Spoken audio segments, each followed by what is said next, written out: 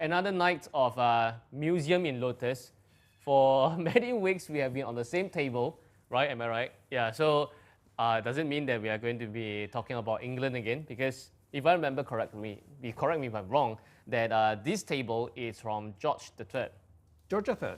And I have with me, I have taken the liberty to decant wine first in the same George III decanter that we talked about last week. Yeah, because we were talking about desserts, right? Correct? Yes. So we were talking about this, and I have decanted the wine. Oh, and you know, wonderful. last week we couldn't finish the wine, of course, just two of us. Yes. So I kept it in. Yes. I just put it back, and I left it here for 2 days. Yes. And then after that, I came back on Thursday or Friday. I said, oh my God, there's still wine. I forgot about it. Yes. So I tried it. It was fantastic. It was fantastic. It's because of the crystal decanter. I mean, they used to hold very well Right. the wines. And look at the beauty, not only of the decanter, I mean, the crystal decanter, all these wonderful cuts, but it's because of the color of the wine and the shades of the crystal that becomes divine. Yes. That's the best word that I can use, divine. So I've decanted some wine, so I think I'll pour some for you first. I have already started to enjoy it. Thank you so much. And you're right, you know, because of how the necks are or something, you see, it's just those three rings. it's heavy, because especially the wine content, but Yes. fits fantastically, yeah. And you know, if we think about it's not a case that the bottles are of a certain height, because it was considered the weight of the wine or the port or whatever that was, together with the weight of the decanter per se.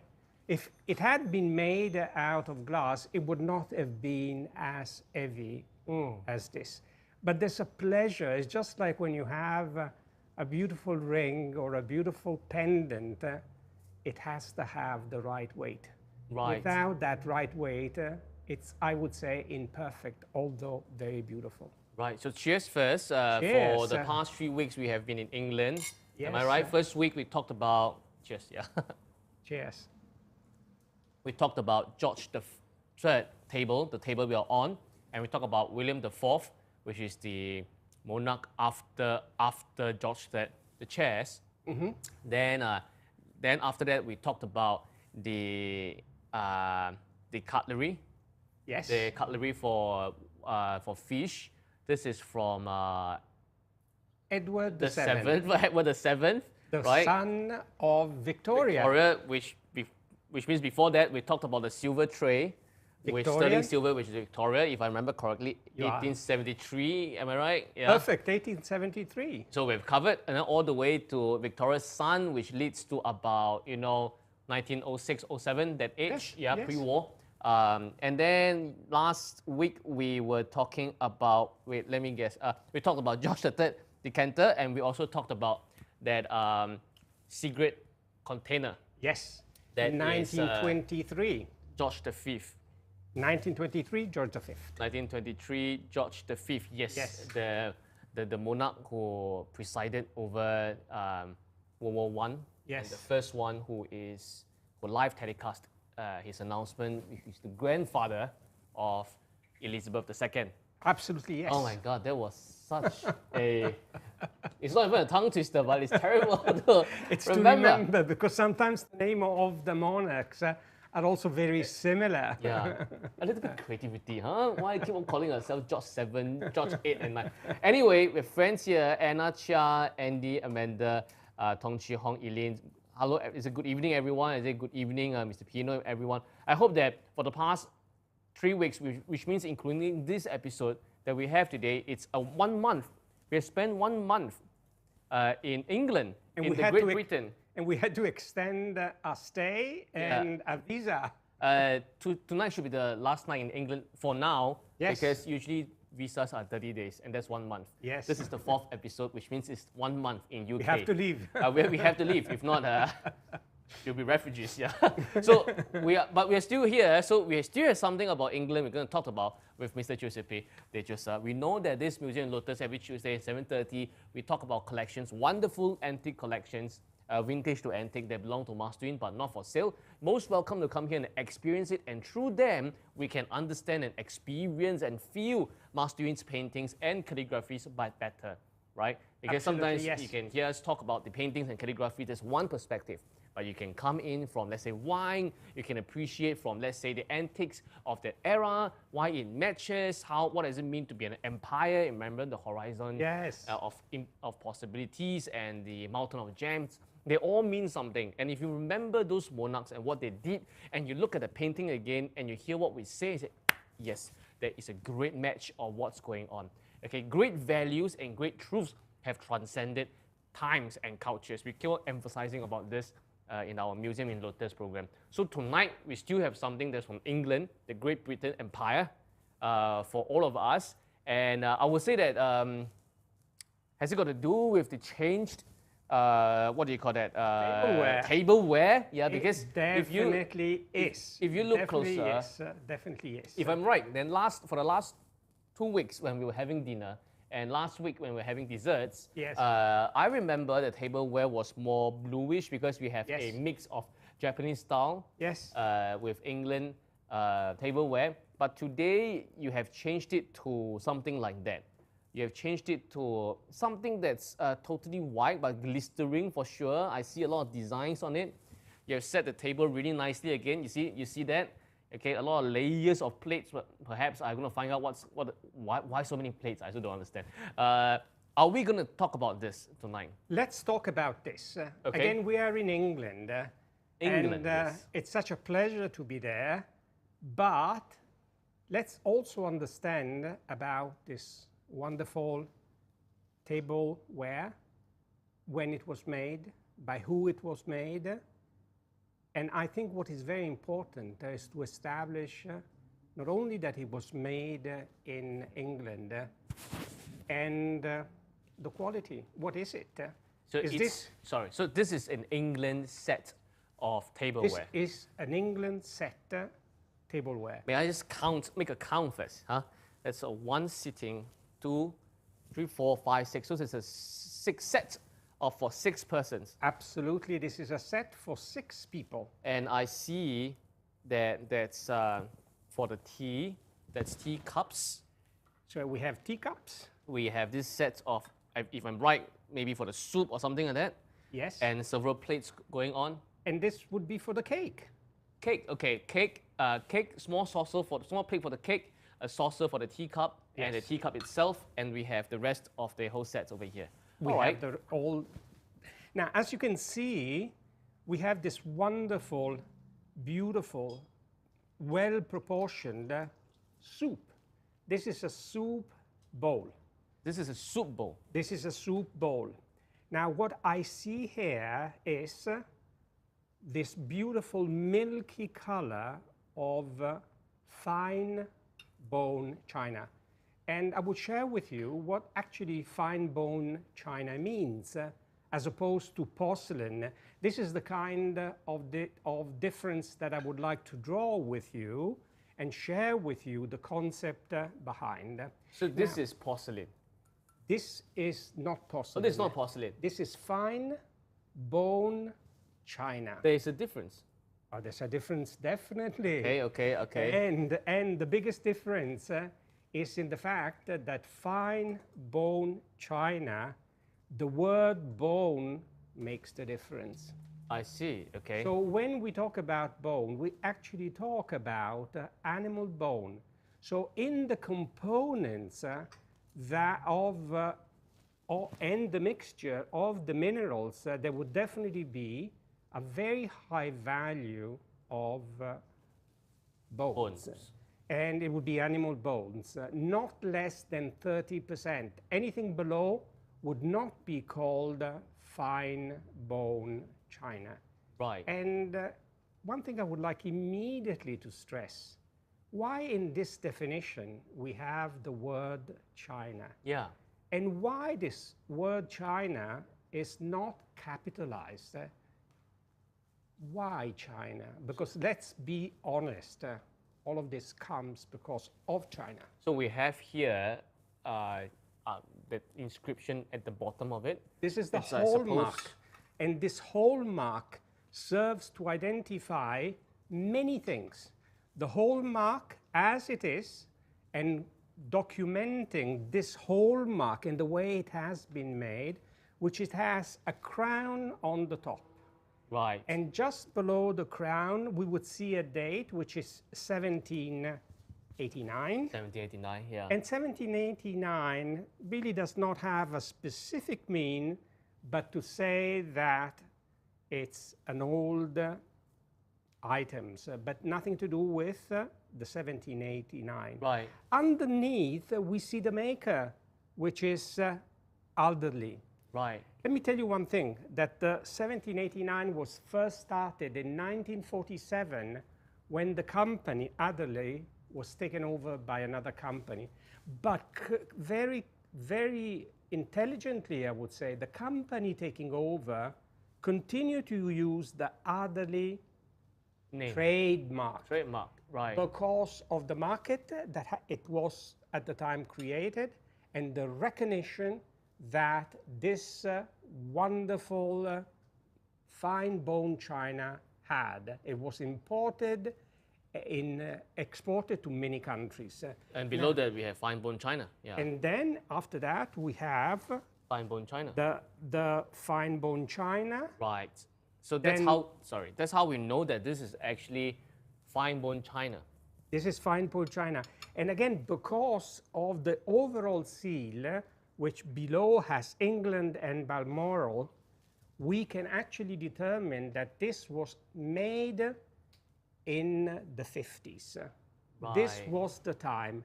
Now, this is coincidental, if you think, about when Elizabeth II actually became monarch, and that was in 1952. Which means that we are talking about this set of teacups, this set of this soup bowl and the plates, beautifully done, fine bone china. We will get to what it means, fine bone china exactly, and the difference between that and porcelain. But let's get the age correct. That this set of tableware, utensils, it's actually from the 1950s. This is in the 1950s. Which means that it's about 60, 70 years from now. Yes. And you mentioned that 1950s, specifically 1952, was also the year when Queen Elizabeth II, the current monarch of Great Britain, took reign, ascended to the throne. Which means that this set of utensils, let's put an imagination or an analogy to it, is as old as Queen Elizabeth II is as a monarch, as a queen. Absolutely right. And if I'm right, recently she just celebrated something, right? She has, and that's one of the reasons it's been decided that we should present this to you, because this year is the anniversary of the Jubilee of Elizabeth II. The Jubilee means that she has 70 years of reigning power in the United Kingdom and the 14 Commonwealth countries. So it's a very important celebration. Now, I don't know if perhaps at the table when Queen Elizabeth II was crowned. Elizabeth age, II, yeah. she possibly might have even dined in somebody's house with this kind of beautiful dinnerware, extremely delicate. Look at the color of it. Look at the trimming all around. This is 24 karat gold. And when we look around, we see a beautiful design. And this beautiful design is actually in two colors. Right. And the two colors would be brown hues, and then we would have aqua. I see. Extremely elegant, and it's beautiful to hold it in the hands. Now, one thing I would should like have brought soup. Yeah, I should. The more you talk about it, the more I should have brought soup. I mean, what soup do the English drink? I don't remember. I mean, that would anymore. be possibly a chicken soup, where the chicken would not be there. It would just be the soup with The English people have great achievements, empire. Yes. But the food, sometimes it's a bit simpler. But you yeah. know, we can imagine that have a there cream corn were soup. croutons, which in other words are pieces of bread that the French toast, and then they just put it into butter, and that would give a better flavor to the simple chicken broth, if that was chicken broth. But by the way, I know that if I'm right, even though it has years, which makes it all the easier for you to take up the bowl and drink like this. Yes. You're not really supposed to do that, right? No. You're supposed to scoop it. You are supposed to scoop it Gently, gently, and not supposed to not even lift it. You're supposed to scoop it. and just like elegantly. that, yeah, that makes the years very tricky. You might be performing a wrong etiquette, yeah. But let me tell you about this. When you look at it and you actually look against the light, it's transparent, it's translucent. Or even for the soup bowl as well. All of don't the mention, pieces, all of the pieces have this characteristic. As I am just curving it a little bit, I can see the light filtering in. It's just like you have paper, parchment paper, and the part. Sorry, yeah. The sound, because it's so translucent that I have to test. Yes. Let's hear the sound. Right. It's wonderful. It's wonderful. As the same sound, you feel it here. Yes. It's just like a bell. So when you look at this plate, it gives me not only a wonderful feel about touching it, the lightness of this plate. And the lightness is something that cannot be achieved with porcelain. We will touch about porcelain in a minute. So wonderful the color, wonderful the decoration. This is fluted, as you can actually see, fluted. And each piece, again, has the hallmark, a recognition of Ardely's, the company that stood behind the making process, which was absolutely perfect. Yes. And these three dishes, it would be used for possibly this one for the main course. So if there's 3 dishes, I suppose this would go along with the soup. Yes, this would bowl, this would like go, that, yeah. Yes, with, and this one would be for the side dish. This would be on the have side. Asparagus, you would have small potatoes, and anything else. Brussels sprouts. Anything else, perfectly. So when... And the last, sorry, and the last one probably for the main then, yeah. For the main, Okay, absolutely. there I know, yeah. So when... Get your plates correct, yeah. And when the soup was finished, then we would have the butler coming along one by one and taking this is a plate and this wonderful soup container away. To make way for the starter. Make way for the starter. Appetizer and probably Correct. sides, yeah. Correct. I see. So this is what we... Now, the setting is absolutely amazing, beautiful. This, to me, tells me about elegance. And with elegance, it goes opulence, refinement, and I would say once you put together these 3 adjectives, there must be another one that follows: prosperity. Right. I want to ask about this thing, this gold thing. Of course, it resonates with Marcelin's art, but what is this? This is 24 carat, 20 gold. This is 24 Carat gold. Gold rim, and we are just showing the soup bowl and briefly the plates, and there's a teacup as well. It's a pity I didn't bring any tea. Oh, I have tea, yeah, but didn't prepare the tea. I did prepare the soup. So the rim that you see here, this is 24 carat. This little thing on the handle, that's 24 carat gold. This little thing on the handle, that's 24 carat gold. And so redundantly, perhaps at the bottom of it, where the stand thing is, this whole thing here, that's 24 karat gold. Yes. And you're saying that this was manufactured in 1950s. 1950s. 1950s, post-World War II. Absolutely. That brings me to a thought, an idea, and it's like this, because actually, even though Great Britain and America and the rest of the Allied countries won the war in World War II, but actually it was a devastating victory, correct? Because if I'm right, until end of 1950s, England, I mean, till today, America is still doing the same thing, but England was still having food stamps, because even though they won, they did not really recover from it. So in 1950s or when 1952, when Queen Elizabeth II, the current monarch, became queen, the country wasn't doing that well. And by then, they had already lost India. They had lost India. Right. So which means that England still a very strong power for sure back then, but they were not in an excellent state to say, wow, gold and silver and so on.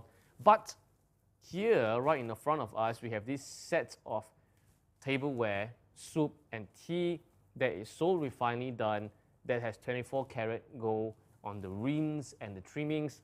That says a lot about the family that owned it.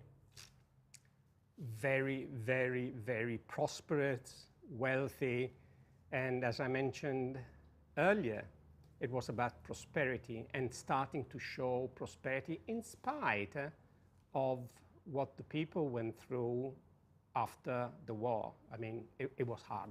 It was a very hard time for the United Kingdom. But opulence. What year were you born in again? I was born in 1951. Oh, post-war. Post-war. That means this set of tableware. Yes. You belong to the same era. You're not supposed to say these things. Okay, Mr. Yes, Pino, absolutely, absolutely right. Yes, 1951. It's not antique. It's vintage with style, yeah, and prosperity. I was born just before 1 year before. Just before the Elizabeth II became the monarch, and I was there when she was coronated in 1953. Yeah, you were love to say lies. Yeah.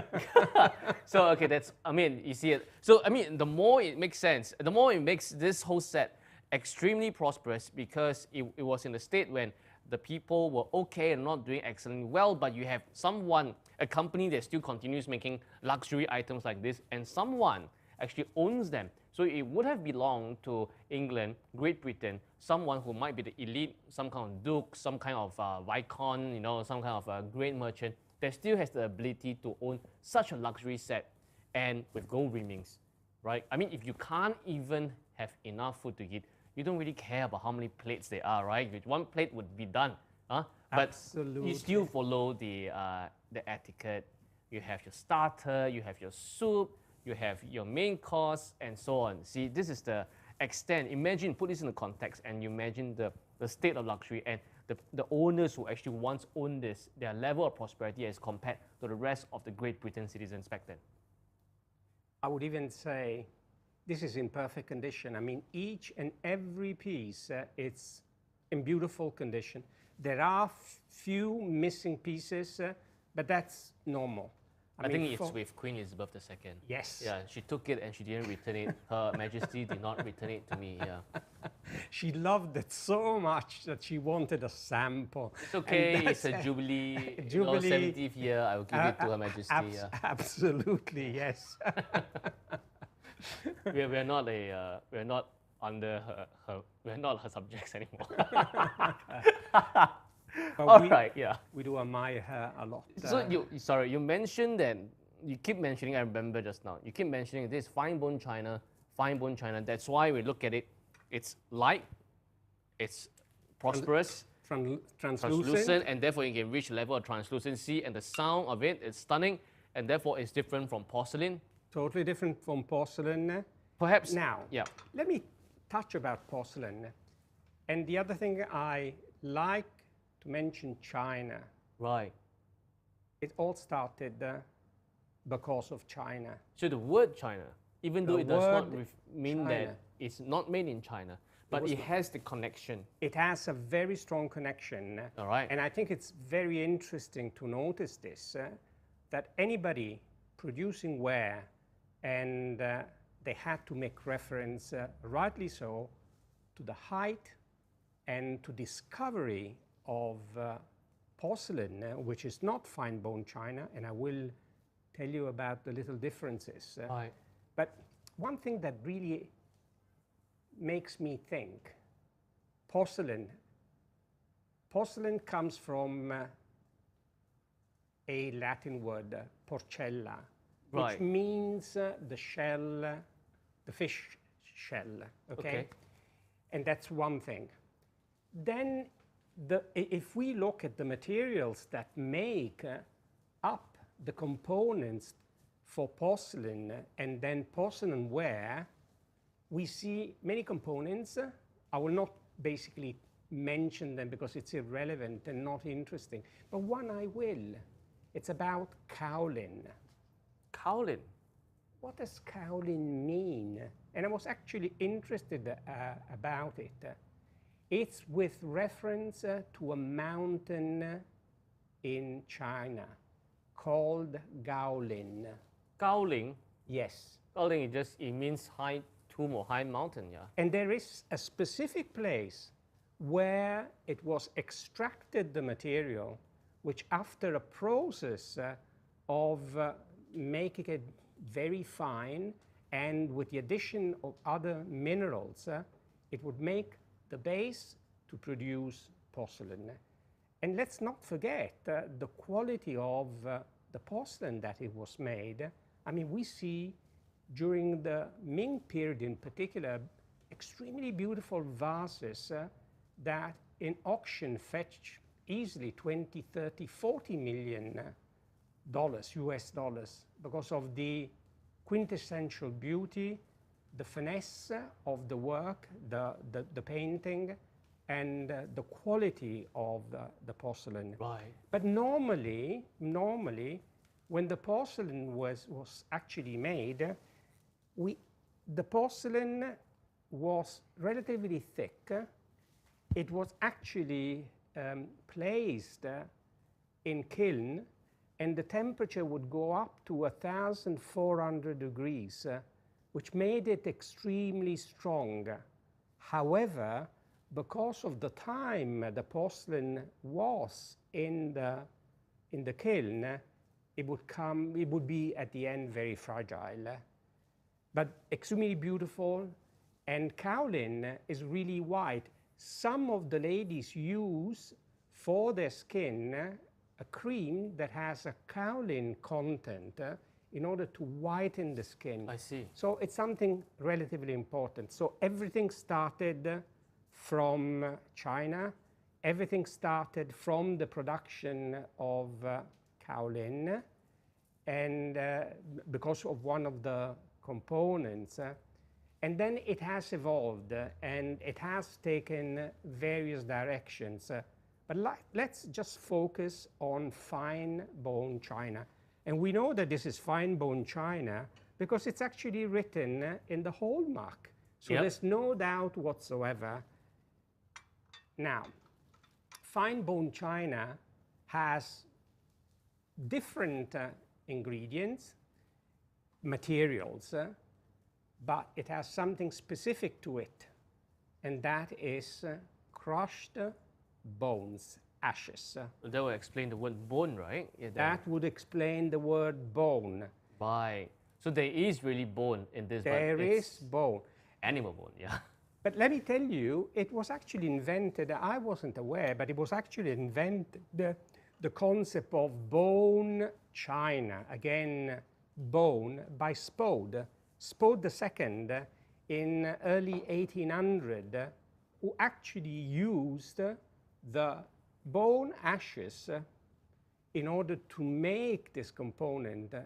And then all the biggest and important houses throughout the world started to use the same. I mean, Limoges and then Wedgwood and Noriake in Japan, they all have as a base this component.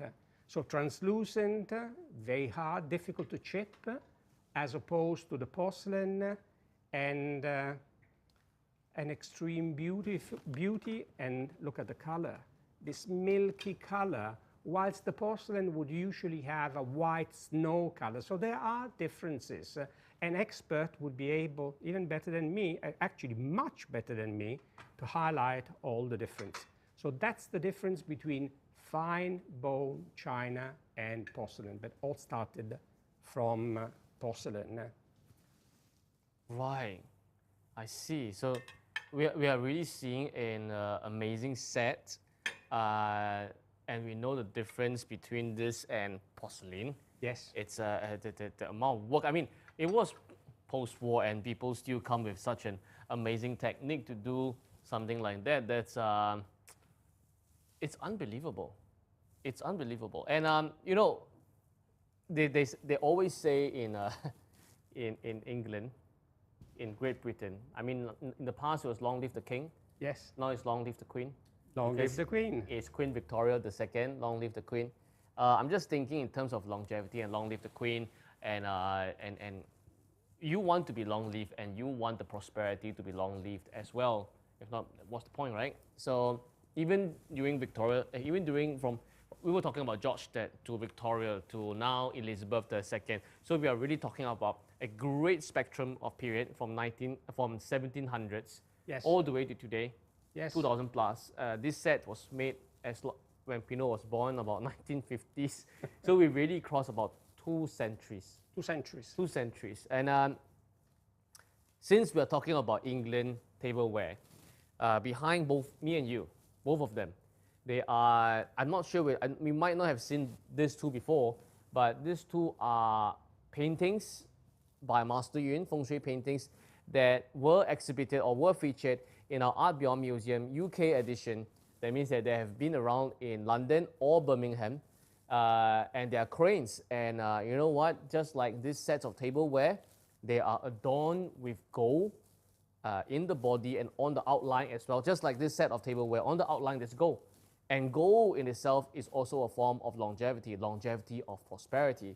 I'm sure the Great Britain people with a set like this would love to have longevity or prosperity. Crane in itself is longevity.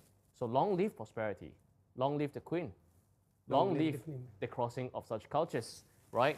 The one behind me, was exhibited in Birmingham at 670 grams. It's a Michelin guide restaurant, and the one behind you is interesting. It's exhibited in London, and it's exhibited in the headquarters of this very prestigious and exclusive wine club that is called 67 Pall Mall.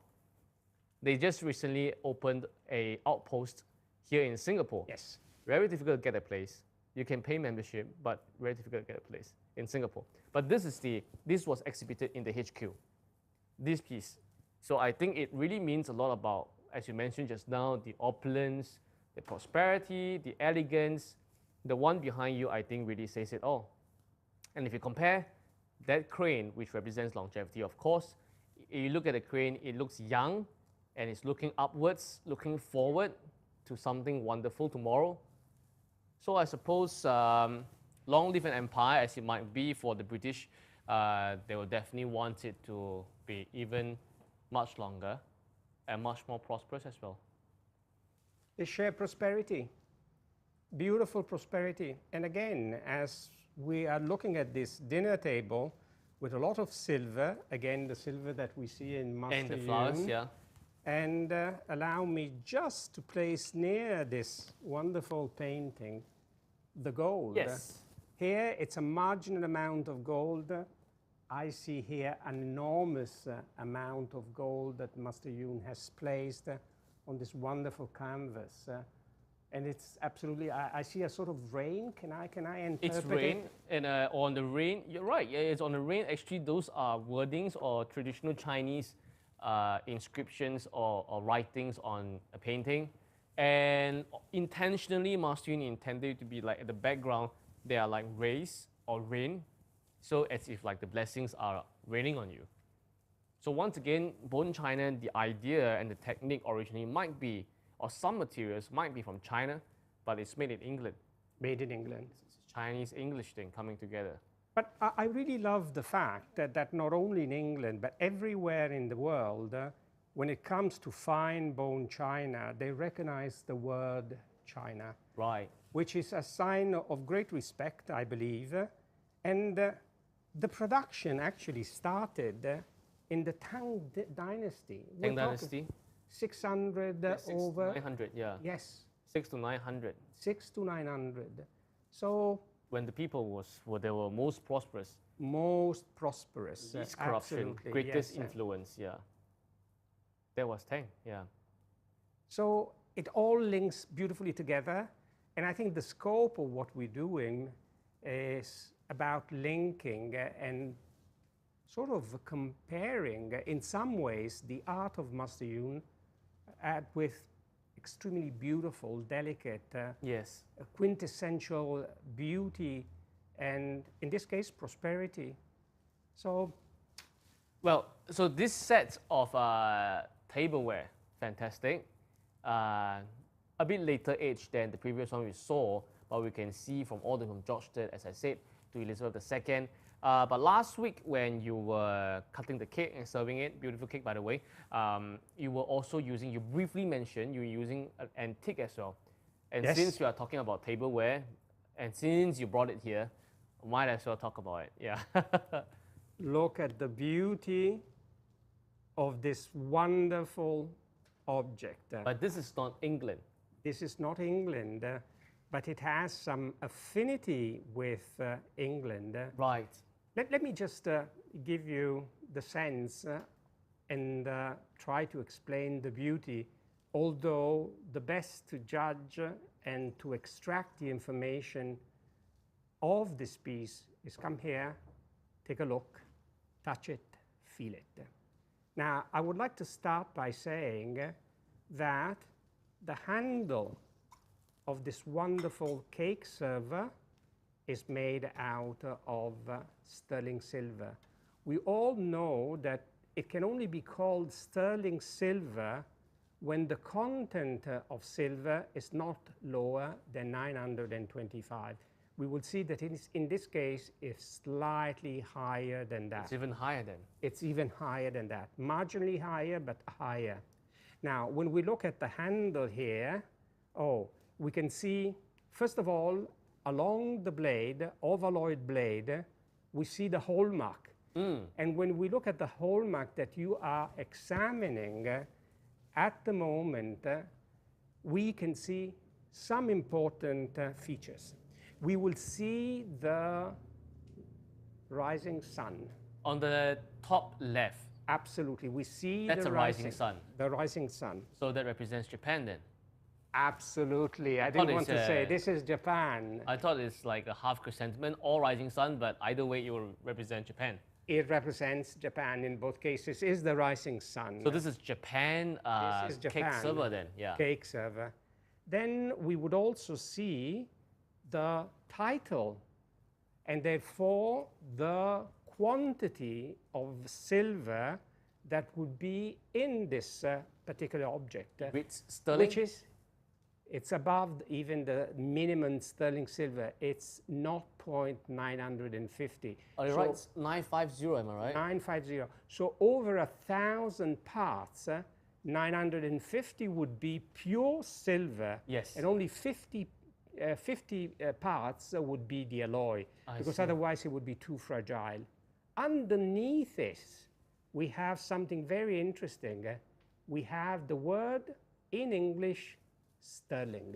That's what I read, sterling, yeah. Absolutely, sterling. Japan 950 means the content of silver. Sterling, I mean, this is the word that they learned from the British then. Yes, yes. Now, let me describe it briefly, and then we go to some technical notes, which can be just useful in terms of information.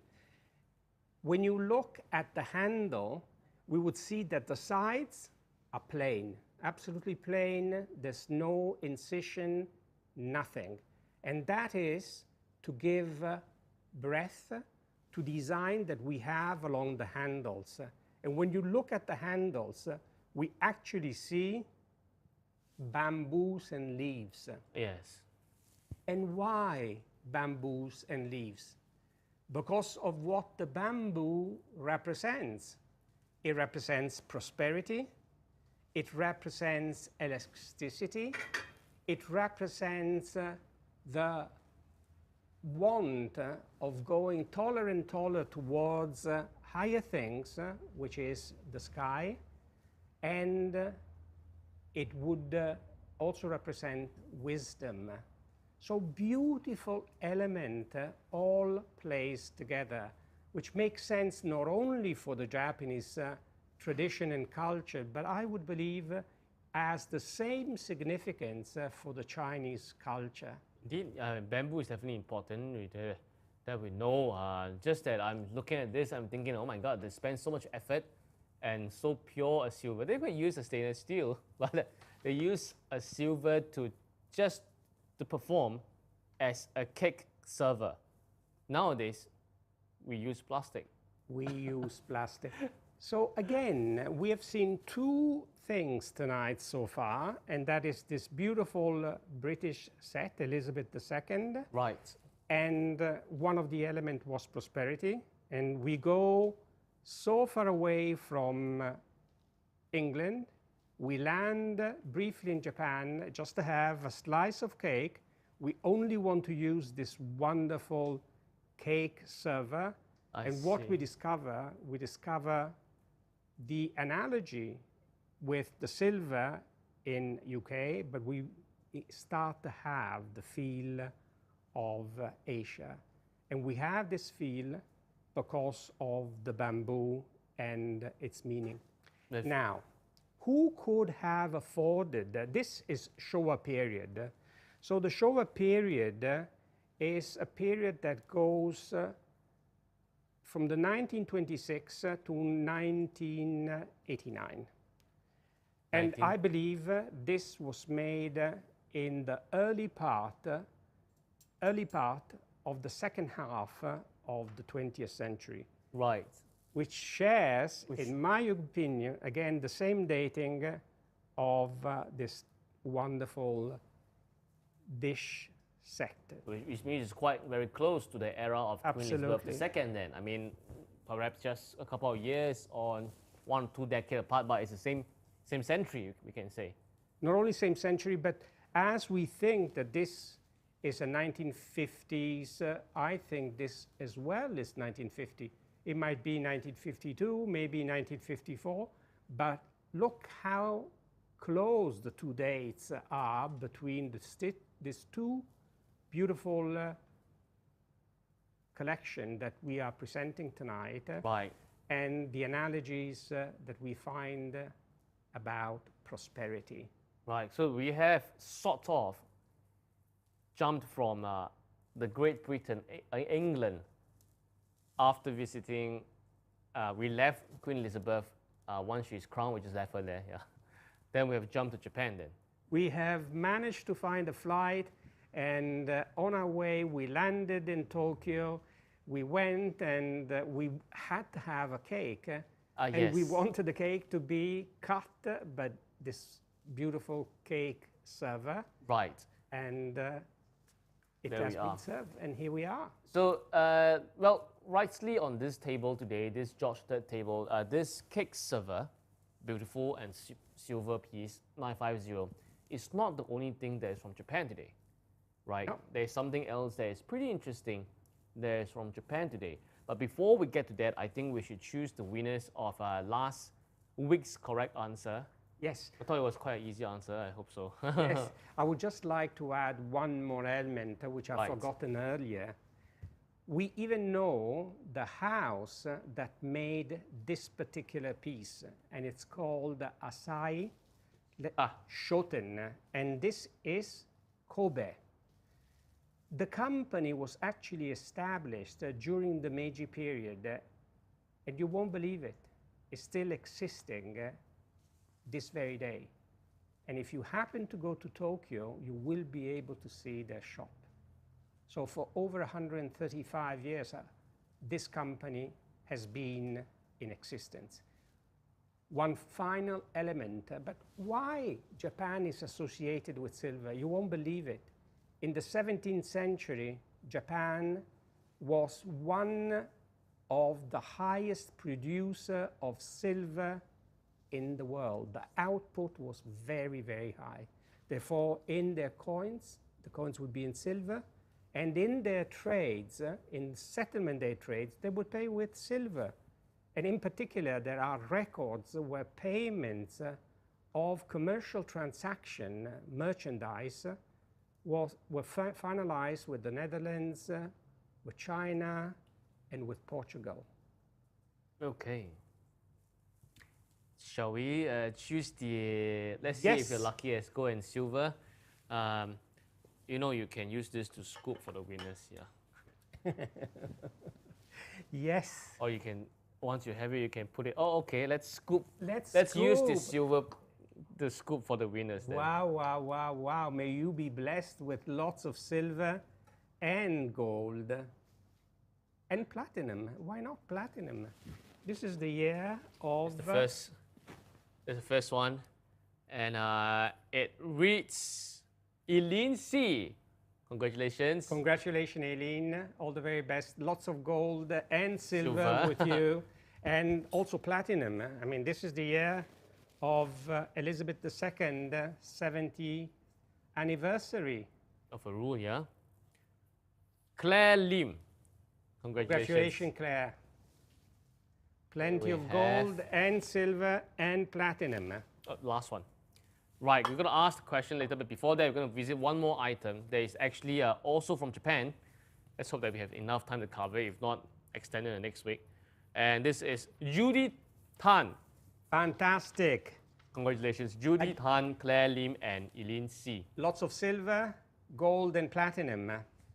Now, let's touch on a very important, in my opinion, object.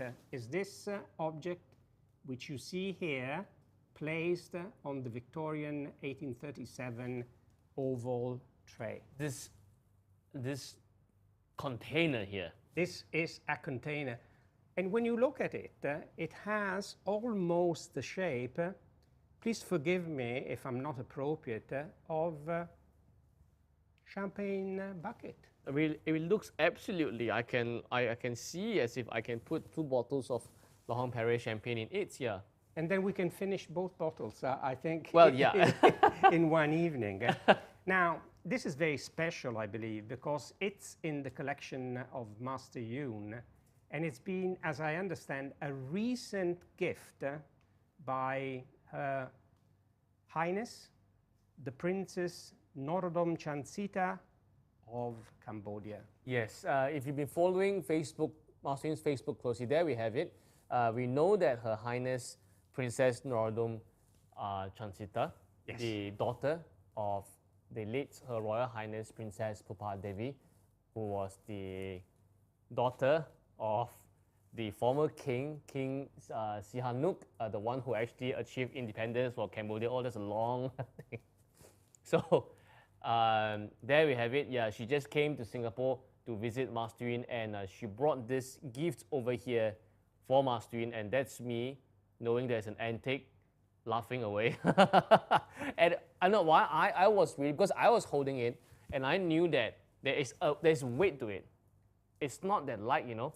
But Princess Chansita actually brought this all the way from Cambodia and gave it to Master Yun. A marvelous piece of history, dating, in my opinion, more than 100 years. We have a saying in Chinese, and that's called Li Qing Qing Yi Zhong. That means that the gift might be light, but the friendship or the attachment value, or it's heavier. But in this case, it's a heavy gift, not just in terms of the weight, but because of the age you mentioned. And of course, the friendship that Master Yun shares with Her Highness Princess Chansita and the Cambodian royal family. It's both equally heavy, yeah. And the significance, we will just run a number of points with you. Right. Now, let me just turn it to show you the face of the sides, I should say better. The sides we see, these are handles, am I These right? are handles. These are handles, and huh? when you look, we see two faces On on the top handles. of the handles. And these are called shishi, Okay. which are magical, have magical properties and powers to repel evil spirits. So when I think about the gift, it's meant to take away Evil. all evil and repel the power of the spirits. I see. When we look at coming out from the mouth, we see a sort of a trunk, an elephant trunk, which is quite unusual. And it's made in 4 different parts. So it has the front, the 2 sides, and the back. Okay. And the trunks are resting calmly on the body of this beautiful hibachi. It's a hibachi then. This is a hibachi. We have talked about hibachi before. We have. And Master Yun, in his own collections, he has hibachis as well. I should have brought the other hibachi to compare, but this is a different one. It's totally different. I mean, the other set, he has 2 beautiful, and it's an Edo period. So earlier than this one, but this has fantastic characteristic, beautiful meaning, which we will try to go through relatively quickly. Now, if we look on the side, The front, you mean? Yeah. the front and the front, back then. 2 sides. the 2 sides, we see a wonderful fan. And when we look at the fan, Right. it has a beautiful shape. And when we look at the color, you will see it has a brass color, which is totally different from the background of the brazier, of the hibachi, which is a much darker bronze color. Distinctive. Now, when we look inside the details, the motifs, we see mountains, we see waves, and we Yes. see birds. Right. The white looking things Yes. over here, these are the birds, right? Yes, Okay. these are the birds. Now, actually, Mr. Khan was touching this wonderful bird on top, Right. okay, which is called Kiridori. Right. Kiridori means 1,000 birds.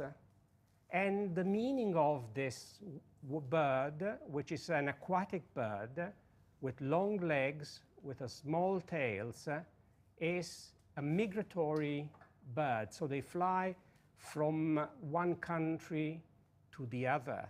And in flying all together, they actually face the vigorous elements against them.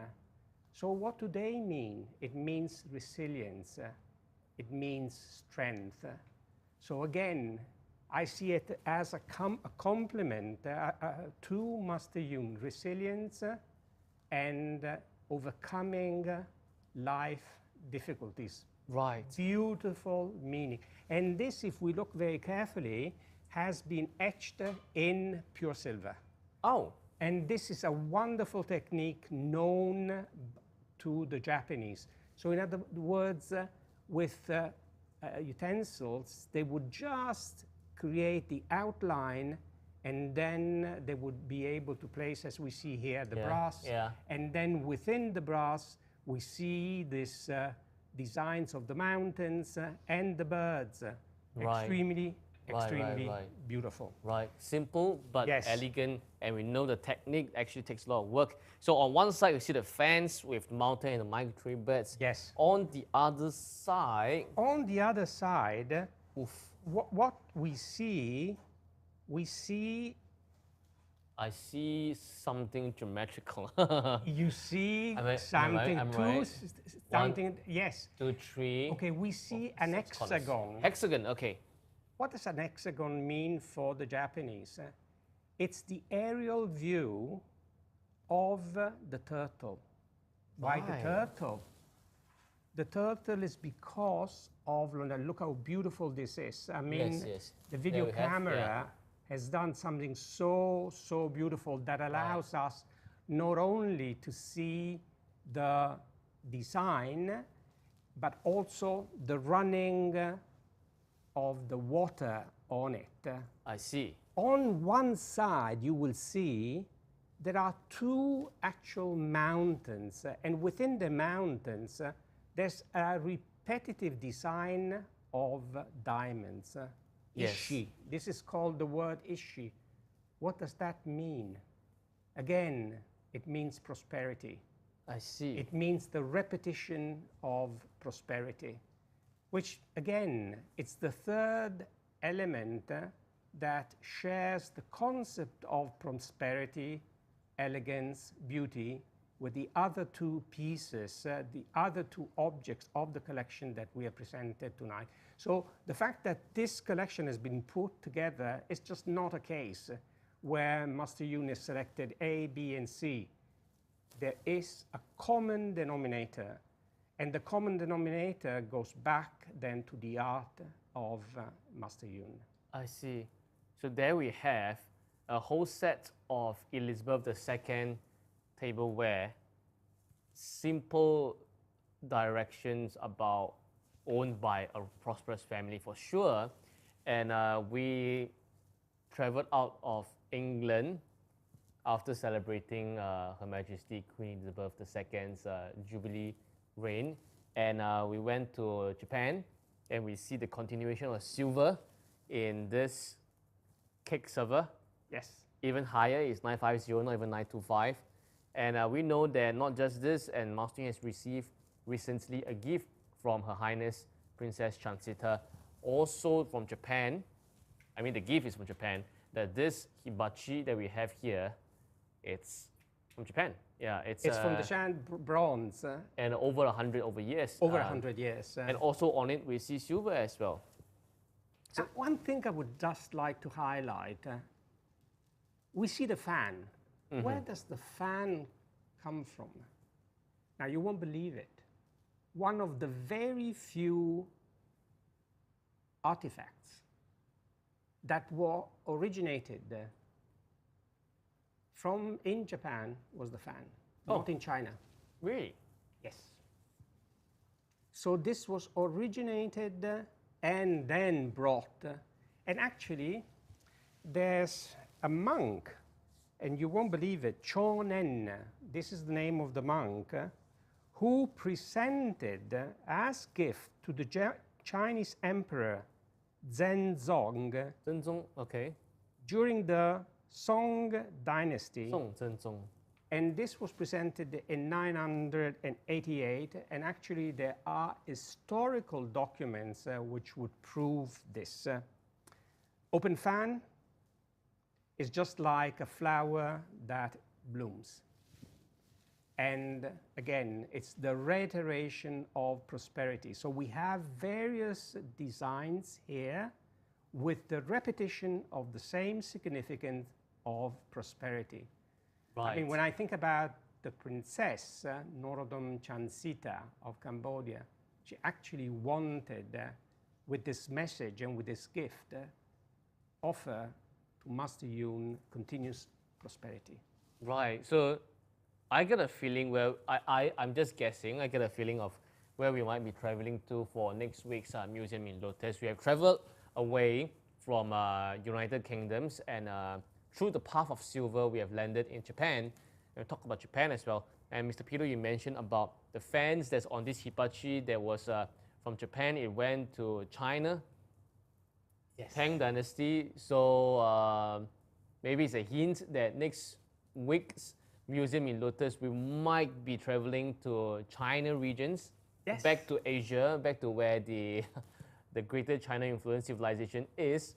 Well, let's see, yeah. But of course, I think it has been a wonderful month spending in United Kingdom. It's great to see all this and all the connection with Master Yun's art, which stands for prosperity, longevity, royals, and so on. Well, we have to ask a question now. I'm not sure whether we're asking a very confusing question, because people tend to get Elizabeth and Victoria wrong. Yeah. The question for tonight is very simple. Okay, I don't think you can give a wrong answer. This set of tableware, it's made in the 1950s. Okay, and the monarch and the queen that took the throne then, she is still around. She is still the Queen of England. So under which monarch was this set of tableware made? Simple, yeah. Good question. Yeah, it's best that you've given a number as well. Yeah, because English people, they are not very creative. You know, George V, 6, 7, 8, 9. You know, they just go on. Don't stop. My goodness, yeah, yeah. So my question is very simple. This set of beautiful tableware with gold rimming around it, 24K by the way, which represents great prosperity. Under what monarch, which era was it made? I'll give you a great hint. It's a queen. Queen something.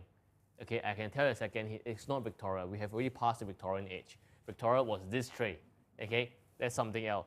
Know the answer, put it into the comments, and you get a chance to win the set of 6 champagne glasses from Lotus Period made in Italy then. Right? Yes. All right. So let us know in let's see. Let us know in the comments. All right. And then we will see you next week. Probably we're going to jump to China. Cheers. Fantastic.